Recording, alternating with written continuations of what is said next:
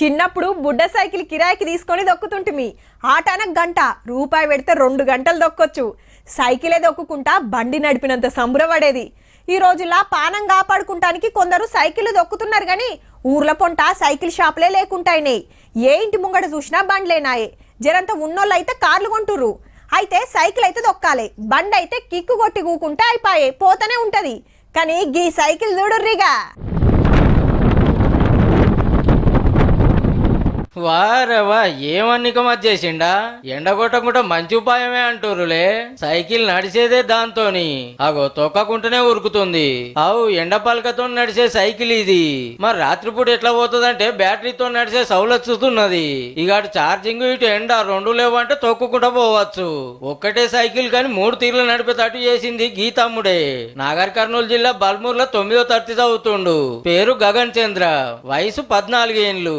చిన్నప్పటి సందే తమ్మునికి సైన్స్ అంటే మస్తు పాయరమాట. రిమోట్ తో నడిచే బొమ్మలు సుత తయారు చేసిండు తమ్ముడు. ఇట్లా కాదని సానేళ్ల కాంచెల్లి ఇట్లా బ్యాటరీ ఎండ పలకలతో నడిచే సైకిల్ చేయాలని చెమట తీసి ఆఖరికి చేసిండు అన్నట్టు. 25,000 ఖర్చు వచ్చిందట. ఉసుకున్న బ్యాటరీ ఛార్జింగ్ అయిపోతే సైకిల్ ఆగిపోకుండా పోర్టబుల్ బ్యాటరీ సుతున్నది సీట్ కింద.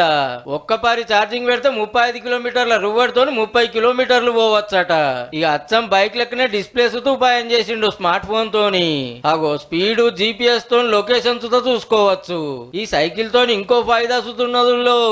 రూరల్ ఏరియాస్ లో కరెంట్ అనేది ఎక్కువగా ఉండదు. ఆ టైంలో ఒక సైకిల్ ని మనం ఇంటికి కనెక్ట్ చేసుకొని ఇన్వర్టర్ ద్వారా నైట్ టైం వాడుకొని మార్నింగ్ టైం వెహికల్ లాగా కూడా వాడుకోవచ్చు. ఎండ పలకలతో కరెంటు తయారైతుంది కాబట్టి రాత్రిపూట సైకిల్ నుంచి ఇంట్లోకి కరెంటు గుంజుకోవచ్చట.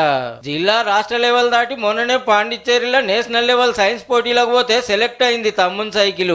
ఇక చెప్పున్నే ఢిల్లీలో జరిగే ఇంటర్నేషనల్ పోటీలకు సుతా పోతుందట.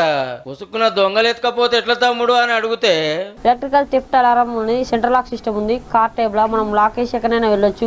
అదే విధంగా దానికి మన మొబైల్ తోని జీపీఎస్ ట్రాకింగ్ ఉంది. ఎవరన్నా దగ్గరకు వస్తే చాలు అలారం మోగుతూనే ఉంటది.